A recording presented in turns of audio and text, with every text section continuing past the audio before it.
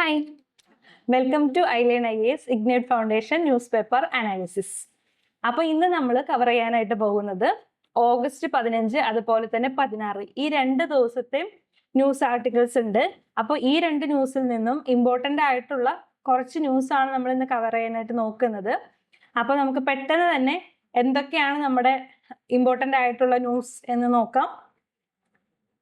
Then first of all ഇന്നലെ നമ്മുടെ independence day ആയിരുന്നു. അപ്പൊ ഞാൻ കഴിഞ്ഞ ക്ലാസ്സിൽ പറഞ്ഞിരുന്നു ഇൻഡിപെൻഡൻസ് ഡേ അതുപോലെ തന്നെ റിപ്പബ്ലിക് ഡേ ഈ 2 ഡേയ്സ് എന്ന് പറയുന്നത് നമുക്ക് ഇമ്പോർട്ടൻ്റ് ആണ്. ആ ദിവസങ്ങളിൽ നമ്മുടെ പ്രൈം മിനിസ്റ്റർ കുറെ സ്കീമുകൾ പുതിയ അനൗൺസ്മെന്റുകളൊക്കെ നടത്തും. അപ്പൊ നമുക്ക് അങ്ങനെ അദ്ദേഹം കുറെ അനൗൺസ്മെന്റുകൾ നടത്തിയിട്ടുണ്ട്. അപ്പൊ അതൊക്കെ നോക്കണം.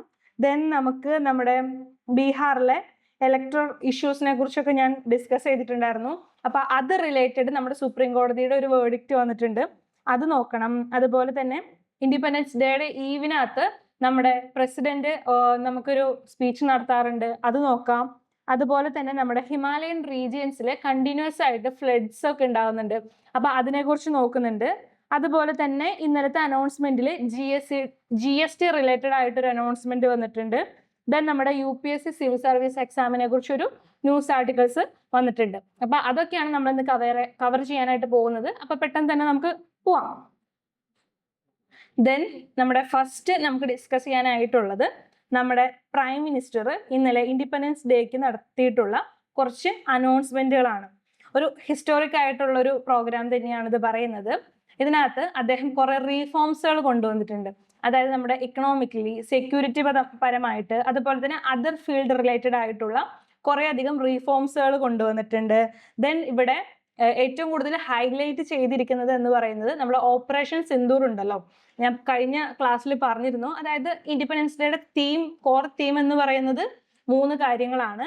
അതായത് നമ്മുടെ ഡെവലപ്ഡ് ഇന്ത്യ ബൈ 2047, അതുപോലെ തന്നെ നയാ ഭാരത് ആൻഡ് ഓപ്പറേഷൻ സിന്ദൂർ. അപ്പോൾ അത് പറഞ്ഞ പോലെ തന്നെ ഇവിടെ ഹൈലൈറ്റ് ചെയ്തിരിക്കുന്നത് നമ്മുടെ ഓപ്പറേഷൻ സിന്ദൂറിന്റെ സക്സസിനെ കുറിച്ചാണ് ഹൈലൈറ്റ് ചെയ്തിരിക്കുന്നത്. ദെൻ ഇവിടെ എടുത്തു പറഞ്ഞിരിക്കുന്നത് എന്താണെന്ന് വെച്ച് കഴിഞ്ഞാൽ ഓപ്പറേഷൻ സിന്ദൂറിന്റെ ആ ഒരു നമ്മുടെ ഒരു ജയത്തിന് കാരണം എന്ന് പറയുന്നത് നമ്മൾ സ്വയം നിർമ്മിച്ചിട്ടുള്ള നമ്മുടെ വെപ്പൺസ് ആണെന്ന് എടുത്തു പറഞ്ഞിട്ടുണ്ട്. ദെൻ ഇവിടെ പറയുന്നത് എന്താണെന്ന് വെച്ച് കഴിഞ്ഞാൽ റിലൈങ് ഓൺ സെൽഫ് റിലയൻസിന്റെ ഇമ്പോർട്ടൻസിനെ കുറിച്ച് അദ്ദേഹം പറയുന്നുണ്ട്.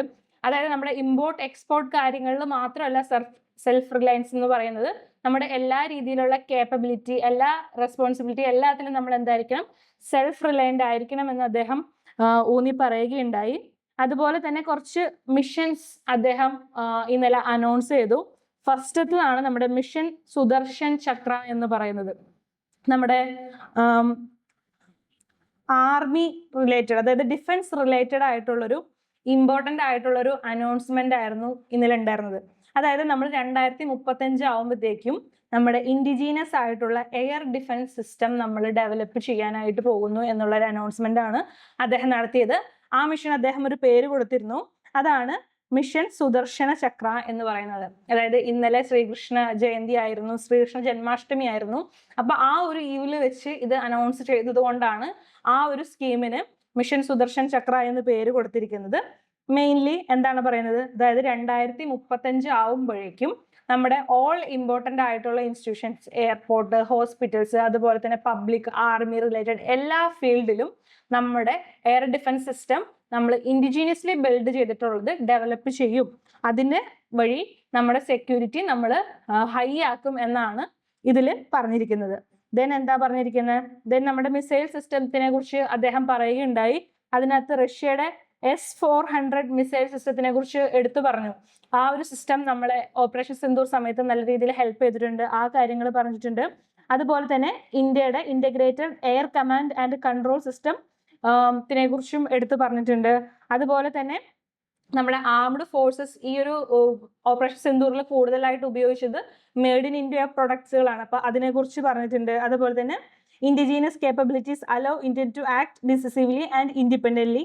National security cannot rest on foreign capabilities. അതായത് നമ്മുടെ നാഷണൽ സെക്യൂരിറ്റി എന്ന് പറയുന്നത് നമ്മൾ ഫോറിൻ നേഷണൽസിനെ ഉപയോഗിച്ചുള്ള സ്വന്തം രാജ്യത്തിന്റെ കേപ്പബിലിറ്റീസ് ഉപയോഗിച്ച് തന്നെ നമുക്ക് സംരക്ഷിക്കാനായിട്ട് പറ്റിയിട്ടുണ്ട്, അതിനെക്കുറിച്ച് അദ്ദേഹം പറഞ്ഞിട്ടുണ്ട്. അതുപോലെ തന്നെ നമ്മുടെ ഇൻഡസ് വാട്ടർ ട്രീറ്റിനെ കുറിച്ചൊരു പ്രസംഗം, ഒരു കാര്യം കൂടി അദ്ദേഹം പറഞ്ഞു. അതായത് blood and water will not flow together. അതായത് നമ്മൾ പാകിസ്ഥാനിലേക്ക് വെള്ളം ഒഴുക്കുന്ന കാര്യത്തെ കുറിച്ചുള്ള കാര്യങ്ങളാണ് പറയുന്നത്.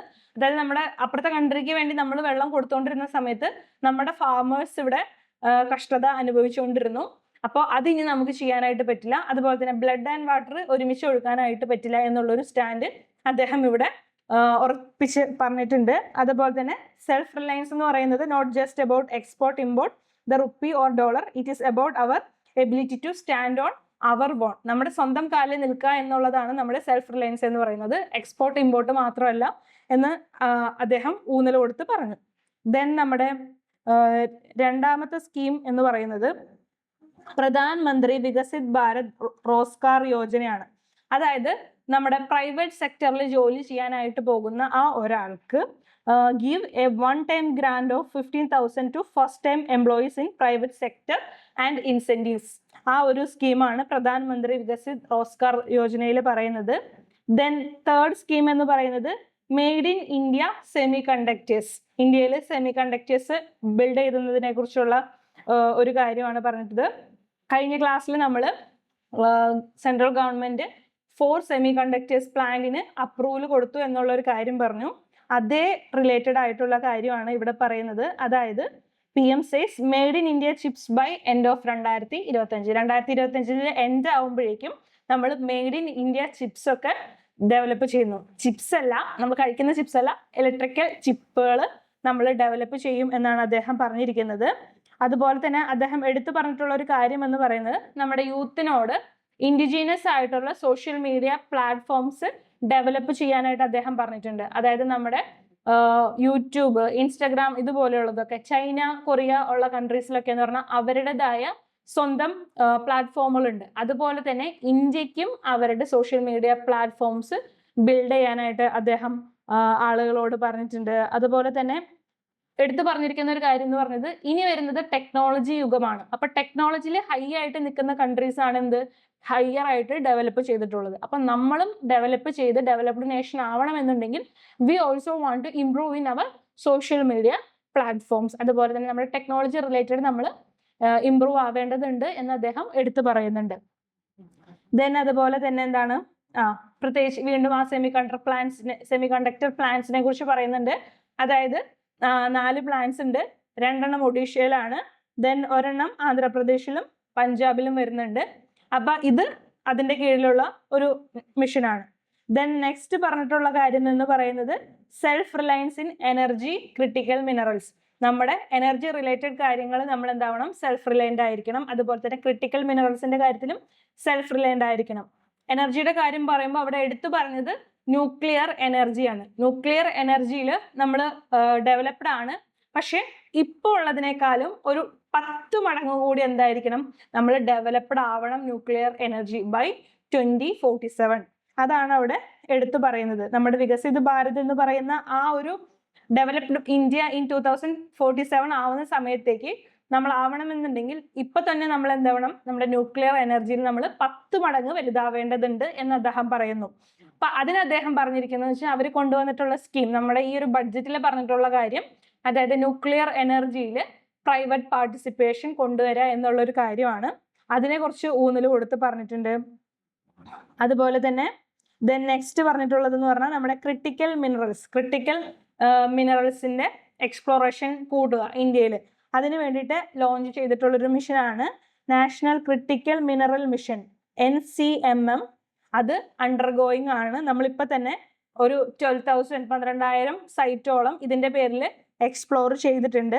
നമ്മുടെ ക്രിട്ടിക്കൽ മിനറൽസിന്റെ എക്സ്പ്ലോറേഷൻ കൂടുന്ന സമയത്ത് നമുക്ക് എന്ത് ചെയ്യാനായിട്ട് പറ്റും, നമുക്ക് ഇമ്പോർട്ടുകൾ കുറയ്ക്കാനായിട്ട് പറ്റും.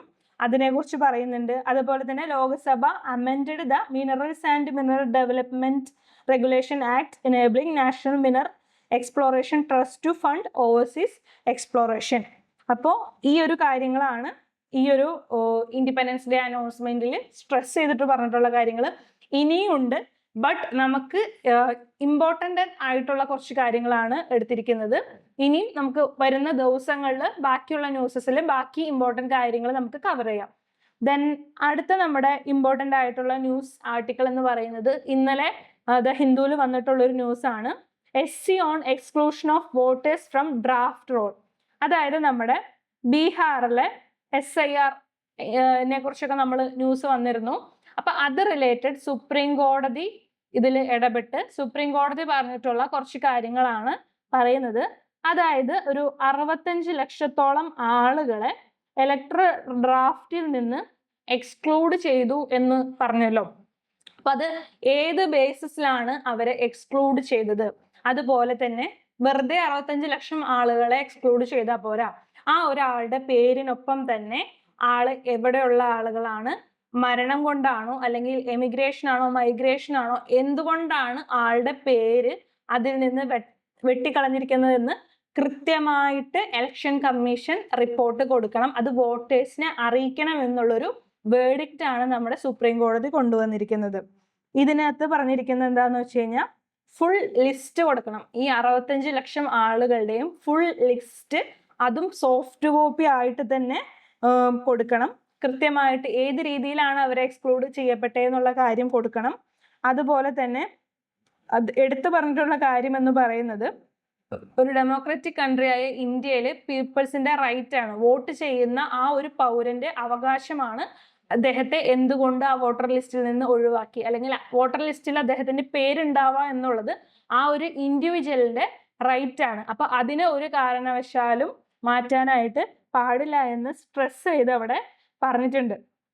ദെൻ ഇവിടെ പറഞ്ഞിരിക്കുന്നതെന്ന് പറഞ്ഞാൽ ഇങ്ങനെ വോട്ടേഴ്സ് ലിസ്റ്റിൽ നിന്ന് പുറത്താക്കുന്നത് എന്താണ്? നമ്മുടെ ട്രാൻസ്പാരൻസിയും അതുപോലെ തന്നെ ആളുകൾക്ക്, ജനങ്ങൾക്ക് ഇലക്ഷൻ കമ്മീഷനുള്ള കോൺഫിഡൻസ്, വോട്ടേഴ്സിനുള്ള ആ ഒരു കോൺഫിഡൻസ് തന്നെ നഷ്ടപ്പെടാനായിട്ട് കാരണമാവുന്നുണ്ട്. അതുകൊണ്ട് ദ ഇലക്ഷൻ കമ്മീഷൻ ഷുഡ് എന്ത് ചെയ്യണം?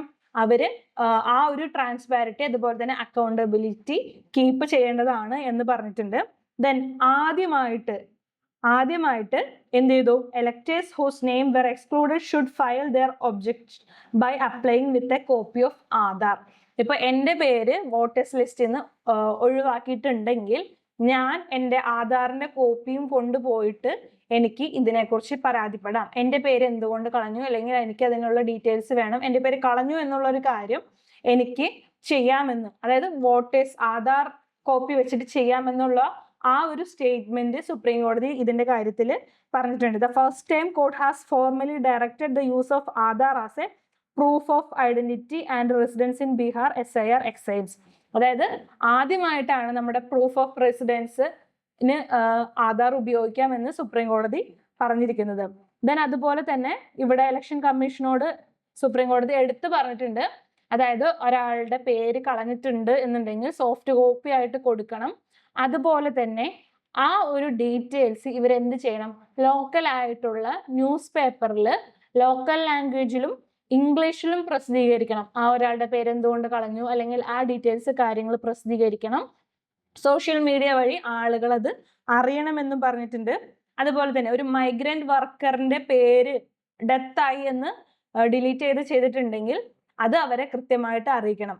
അതുപോലെ തന്നെ ഇപ്പൊ ആ ഒരു മൈഗ്രന്റ് വർക്കർ ഇലിറ്ററേറ്റ് ആണെന്നുണ്ടെങ്കിൽ അദ്ദേഹത്തിന്റെ നെയ്ബറുള്ള ആള് കൃത്യമായിട്ട്, അവർക്ക് വിദ്യാഭ്യാസം ഇല്ലാന്നുണ്ടെങ്കിൽ അവരെ പറഞ്ഞു മനസ്സിലാക്കി ഈ ഒരു കാര്യത്തില് ഒരു അപ്ലിക്കേഷൻസ് ഒക്കെ കൊടുക്കുക എന്നുള്ളത് കൃത്യമായിട്ട് സുപ്രീം കോടതി പറയുന്നുണ്ട്. അതുപോലെ തന്നെ BLOs BLAs ഇവരുടെയൊക്കെ ജോബാണ് എന്ത്, ഇങ്ങനെ ആളുകളെ പുറത്താക്കി എന്നുള്ളത് അവരെ അറിയിക്കേണ്ടത്. ഇനി ആ ആള് ഇല്ല എന്നുണ്ടെങ്കിൽ അവരുടെ ഫാമിലിനെ, ആ ഒരു കിന്നിനെ അറിയിക്കണം എന്നുള്ള റെസ്പോൺസിബിലിറ്റി ചെയ്യണമെന്ന് സുപ്രീം കോടതി ഈ ഒരു വേർഡിക്റ്റിൽ പറഞ്ഞിട്ടുണ്ട്. അപ്പൊ ഈ ഒരു കാര്യമാണ് നമ്മൾ ഈ ഒരു ഇതിനകത്ത് ഡിസ്കസ് ചെയ്തത്. നമ്മുടെ ഇന്ത്യൻ പൊളിറ്റി, ഇപ്പൊ GS2 ഇന്ത്യൻ പൊളിറ്റി, ജുഡീഷ്യറി, അതുപോലെ തന്നെ ഇലക്ഷൻസ് റിലേറ്റഡ് ഭാഗങ്ങളിലാണ് നമ്മുടെ ഈ ഒരു ന്യൂസ് ആർട്ടിക്കിൾ വരുന്നത്. ദെൻ നമ്മുടെ ഇന്നലെ ഇൻഡിപെൻഡൻസ് ഡേ ആയിരുന്നു. അപ്പോൾ ഇൻഡിപെൻഡൻസ് ഡേയുടെ ഈവ്, അതായത് 14th ഈവനിങ്ങിൽ എവറി ഇയർ നമ്മുടെ പ്രസിഡന്റ് നമ്മളെ അഭിസംബോധന ചെയ്ത് സംസാരിക്കും. അപ്പോൾ അതിനകത്ത് പ്രസിഡന്റ് പറഞ്ഞിട്ടുള്ള കുറച്ച് കാര്യങ്ങളെ കുറിച്ചാണ് ഈ ഒരു ന്യൂസിനകത്ത് വരുന്നത്. അവിടെ പ്രസിഡന്റ് ഊന്നി പറഞ്ഞിരിക്കുന്നത് ഒബ്വിയസ്ലി നമ്മുടെ ഓപ്പറേഷൻ സിന്ദൂറിനെ കുറിച്ചാണ്. നമ്മുടെ ഓപ്പറേഷൻ സിന്ദൂറിന്റെ വിജയത്തെ കുറിച്ച് പറഞ്ഞിട്ടുണ്ട്. അതുപോലെ തന്നെ ഇതെന്താണ് ഓപ്പറേഷൻ സിന്ദൂർ എന്ന് പറയുന്നത്? നമ്മുടെ ടെററിസത്തിന് എതിരെയുള്ളൊരു ഹ്യൂമാനിറ്റിയുടെ ഒരു എക്സാമ്പിൾ ആണ്. Operation Sindoor is an example of humanity fight against terrorism എന്നാണ് നമ്മുടെ പ്രസിഡന്റ് പറഞ്ഞിരിക്കുന്നത്. അതുപോലെ തന്നെ നമ്മുടെ യൂണിറ്റിനെ കുറിച്ച് ആള് മെൻഷൻ ചെയ്തിട്ടുണ്ട്. ദെൻ അതുപോലെ തന്നെ president paid rich tribute to an ancient democratic traditions. അതുപോലെ തന്നെ നമ്മുടെ ഡെമോക്രസിനെ കുറിച്ച് പറഞ്ഞിട്ടുണ്ട്. അതുപോലെ തന്നെ നമ്മുടെ 2047 ആവുമ്പോഴത്തേക്കുള്ള ഡെവലപ്ഡ് എക്കണോമിയുടെ കാര്യങ്ങൾ അദ്ദേഹം നമ്മുടെ പ്രസിഡന്റ് പറഞ്ഞിട്ടുണ്ട്. അതുപോലെ തന്നെ നമ്മുടെ AI ടെക്നോളജി AI മിഷനെ കുറിച്ചുള്ള കാര്യങ്ങൾ ഹൈലൈറ്റ് ചെയ്ത് സംസാരിച്ചിട്ടുണ്ട്. ഇന്ത്യയുടെ AI മിഷനെ കുറിച്ചൊക്കെ ആ ഒരു സ്പീച്ചിൽ പറഞ്ഞിട്ടുണ്ട്. ദെൻ എല്ലാ വർഷവും നമ്മൾ ഇൻഡിപെൻഡൻസ് ഡേ അതുപോലെ തന്നെ റിപ്പബ്ലിക് ഡേക്ക് പ്രസിഡന്റ് അനൗൺസ് ചെയ്യുന്ന അവാർഡുകളാണ് ഗാലൻട്രി അവാർഡ്സ് എന്ന് പറയുന്നത്. അതായത് നമ്മൾ 2 ടൈപ്പ് ഓഫ് അവാർഡ്സ് ആണ് നമ്മുടെ കൺട്രിയിലുള്ളത്. ഒന്ന് സിവിലിയൻ അവാർഡ്, മറ്റൊന്ന് ഗാലൻട്രി അവാർഡ്. സിവിലിയൻ അവാർഡ് എന്ന് പറയുന്നത് നമ്മുടെ ഭാരതരത്ന, പത്മ അവാർഡ്സ് ഇതൊക്കെയാണ്. ഇത് നമ്മുടെ സാധാരണ ലോക്കൽ പേഴ്സൺസ്, നമ്മുടെ ജനങ്ങൾക്ക് കൊടുക്കുന്നതാണെങ്കിൽ ഗാലൻട്രി അവാർഡ്സ് എന്ന് പറയുന്നത് ആർമി ഒഫീഷ്യൽസിന് അവരുടെ ആ ഒരു ബ്രേവറിക്കും ആ ഒരു കാര്യങ്ങൾക്കും വേണ്ടിയിട്ട് നമ്മൾ കൊടുക്കുന്നതാണ്. അപ്പൊ അങ്ങനെ 16 BSF സോൾജിയേഴ്സിന് gallantry award for during operation സിന്ദൂറിന്റെ സമയത്തുള്ള അവരുടെ ആ ഒരു ബ്രേവറിക്കും കാര്യങ്ങൾക്കും ആയിട്ട് നമ്മുടെ 16 BSF സോൾജിയേഴ്സിന് നമ്മൾ ഗാലൻട്രി അവാർഡ് കൊടുത്തിട്ടുണ്ട്. അതിനകത്ത് കീർത്തിചക്ര, ശൗര്യചക്ര, അതുപോലെ തന്നെ സേനാ മെഡൽസ്, ദെൻ സർവോത്തം യുദ്ധ സേവാ മെഡൽസ്, അങ്ങനെ കുറെ മെഡൽസുകൾ കൊടുക്കുന്നുണ്ട്. ഇത്രയും കാര്യങ്ങളാണ് ഇതിനകത്ത് വരുന്നത്.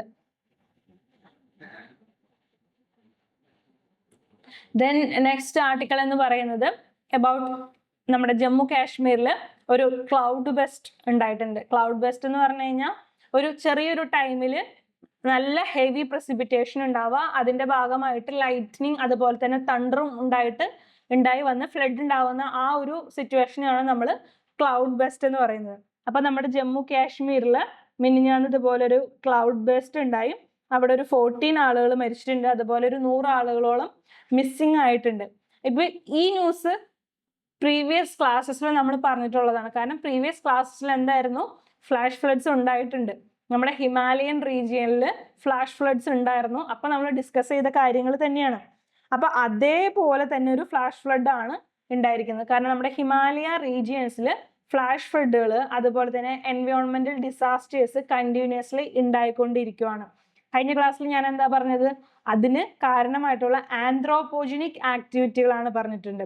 ആന്ത്രോപോജനിക് ആക്ടിവിറ്റികൾ മാത്രമല്ല, നമ്മുടെ ക്ലൈമറ്റ് ചേഞ്ചും ഗ്ലോബൽ വാർമിങ്ങും ഇതിനൊക്കെ കാരണമാവുന്നുണ്ട്. അപ്പൊ അത് റിലേറ്റഡ് ആയിട്ട് വന്നിട്ടുള്ളൊരു എക്സ്പ്ലെയിൻ ആണ് ഇതിനകത്ത് പറഞ്ഞിരിക്കുന്നത്. എന്താന്ന് പറഞ്ഞാൽ ഹിമാലയൻ റീജിയൻസിൽ നമ്മുടെ ഫ്ലാഷ് ഫ്ലഡുകളും അതുപോലെ തന്നെ വൈൽഡ് ഫയറുകളും കൂടി വരികയാണ്. കാരണം എന്ന് പറയുന്നത് എന്താണ്, ഗ്ലോബൽ വാർമിംഗ് അതുപോലെ തന്നെ ക്ലൈമറ്റ് ചേഞ്ച്, നമ്മുടെ എക്സ്ട്രീം വെതർ കണ്ടീഷൻസ് ആണ് ഈ പറയുന്ന എൻവയോൺമെന്റൽ ഹസാർഡ്സുകൾക്ക് കാരണമാകുന്നത്. ഇതൊരു തൗസൻഡ്സ് ഓഫ് പീപ്പിളിന് ഒരു ഇയറിൽ മരണം സംഭവിക്കുന്നതിന് കാരണമാകുന്നുണ്ട്. ആ ഒരു ഏരിയയുടെ ഡാറ്റ നോക്കുകയാണെന്നുണ്ടെങ്കിൽ ഒരു 12 വർഷമായിട്ട് അവിടുത്തെ തണ്ടർസ്ട്രോം എന്ന് പറയുന്നത് ഹെവി ആണ്. അതുപോലെ തന്നെ എക്സ്ട്രീം ഫ്ലഡുകൾ അവിടെ ഒക്കർ ചെയ്യുന്നുണ്ട്. ഫ്ലാഷ് ഫ്ലഡുകളൊക്കെ ഇത് ഒക്കർ ചെയ്യുന്നുണ്ട്. ഹെവി റെയിൻ, ഹെവി സ്നോ കാര്യങ്ങളൊക്കെ ഉണ്ടാവുന്നുണ്ട്. ഇതിൻ്റെയൊക്കെ റീസൺ എന്ന് പറയുന്നത് എന്താണ്, rising temperature, changing pattern of western disturbance and region's topography, ഇത്രയും കാര്യങ്ങളാണ് ഇതിനകത്ത് വരുന്നത്. ദെൻ ഗ്ലോബൽ വാർമിംഗ് കൂടുന്ന സമയത്ത് എന്താ, അറ്റ്മോസ്ഫിയറിലെ ടെമ്പറേച്ചർ ഹൈ ആവുന്നു. ടെമ്പറേച്ചർ കൂടുന്ന സമയത്ത് ഹിമാലയൻ പോലെയുള്ള ഒരു റീജിയൻ എന്ന് പറയുന്നത് എന്താണ്, അതൊരു ഹെവി സ്നോ കവേർഡ് ഏരിയ ആണ്. ടെമ്പറേച്ചർ കൂടുന്ന സമയത്ത് ഈ സ്നോ ഒക്കെ മെൽറ്റ് ചെയ്യാനായിട്ട് തുടങ്ങും. സ്നോ മെൽറ്റ് ചെയ്യുന്ന സമയത്ത്, അതായത് ഗ്ലേഷ്യേഴ്സ് മെൽറ്റ് ചെയ്യും. ഗ്ലേഷ്യേഴ്സ് മെൽറ്റ് ചെയ്യുന്ന സമയത്ത് എന്തായിരിക്കും, ഗ്ലേഷ്യൽ ലേക്കുകൾ ഫോം ചെയ്യാനായിട്ട് തുടങ്ങും. ഗ്ലേഷ്യൽ ലേക്കുകൾ ഫോം ചെയ്ത് കഴിയുമ്പോൾ കൂടുതൽ മഴയും പ്രസിപ്പിറ്റേഷൻ ഒക്കെ ഉണ്ടാവുന്ന സമയത്ത് ഫ്ലഡ് കൂടാനായിട്ടുള്ള കാരണം ആവുന്നുണ്ട്. അപ്പോൾ ഈ കാര്യങ്ങളൊക്കെയാണ് ഇതിനകത്ത് ഡിസ്കസ് ചെയ്യുന്നത്. ജസ്റ്റ് ഒന്ന് വായിച്ചു വിടേണ്ട കാര്യങ്ങളേ ഉള്ളൂ.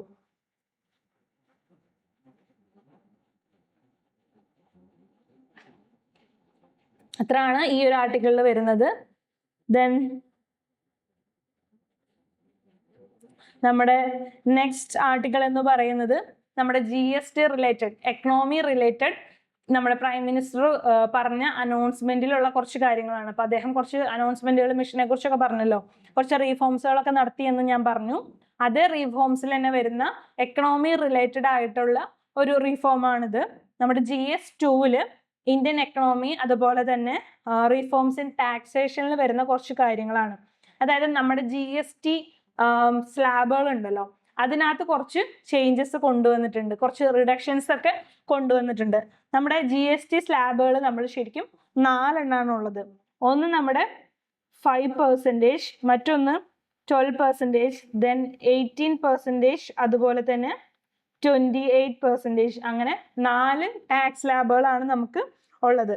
ഇതിനകത്ത് നമ്മുടെ 12%ഉം 8%ഉം എന്ന് പറയുന്ന ഈ സ്ലാബുകൾ നമ്മൾ എടുത്ത് കളയാനായിട്ട് പോവാണ്. അപ്പൊ ഇനി ഉണ്ടാവാനായിട്ട് പോകുന്നത് ഏതാണ്?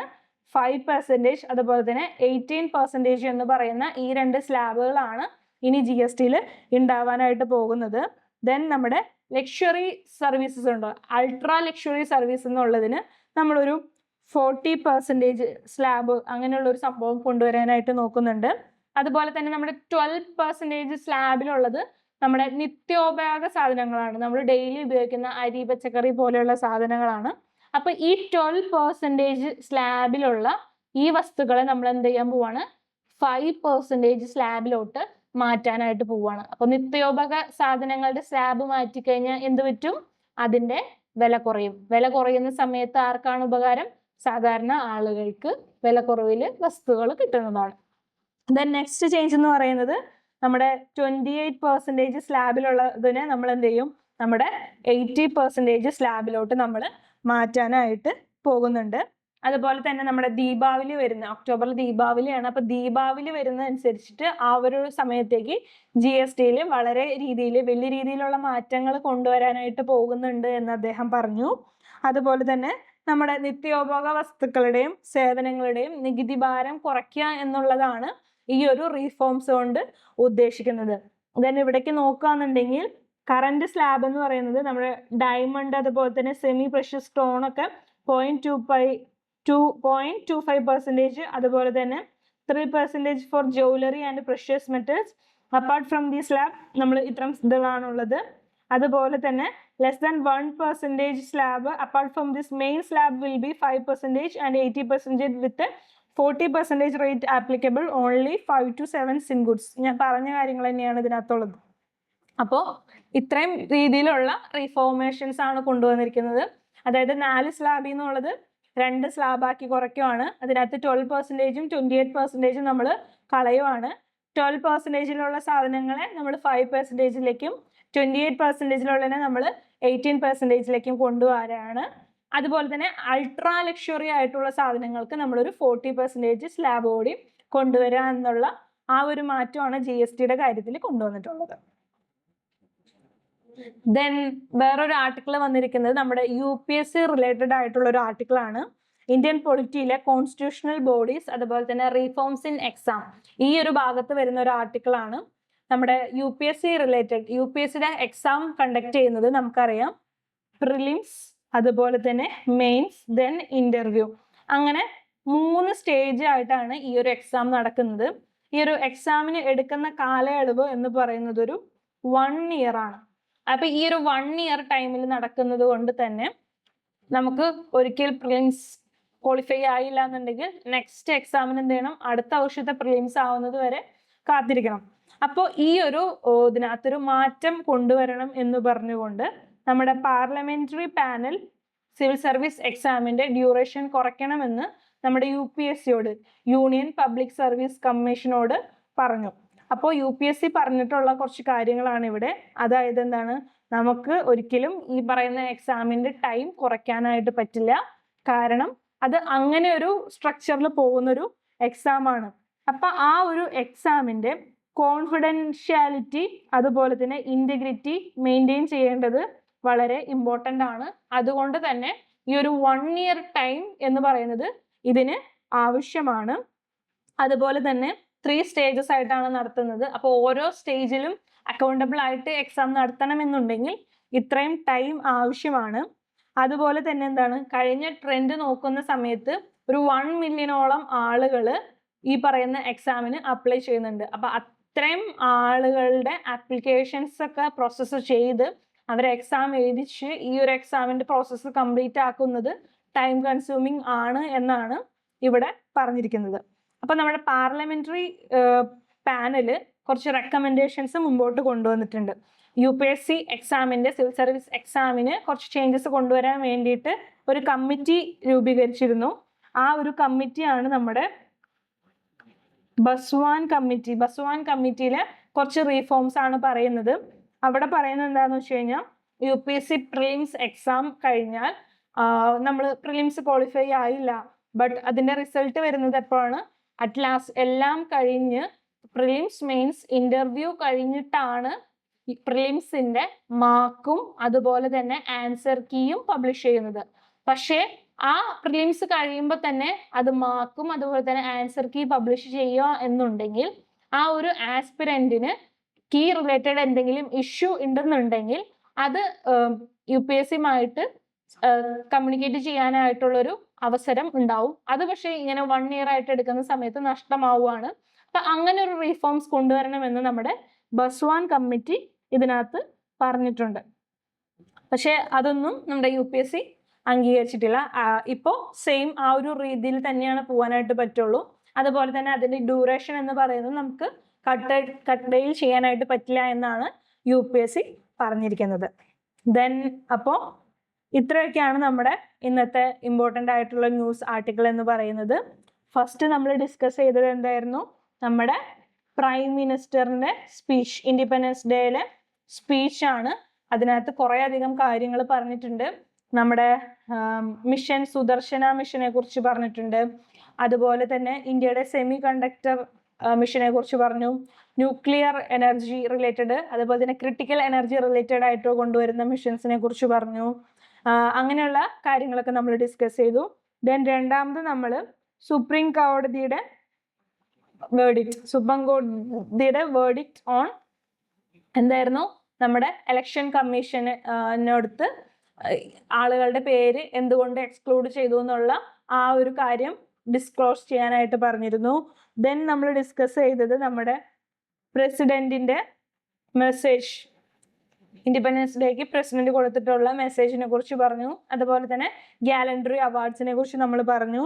ദെൻ അത് കഴിഞ്ഞിട്ട് നമ്മുടെ ഹിമാലയൻ റീജിയൻസിലുള്ള കണ്ടിന്യൂസ് ആയിട്ടുള്ള ഡിസാസ്റ്റേഴ്സ്, ആ ഒരു ഇതിന്റെ ക്ലൈമറ്റ് റിലേറ്റഡ് ആയിട്ടുള്ള കാര്യങ്ങൾ നമ്മൾ ഡിസ്കസ് ചെയ്തു.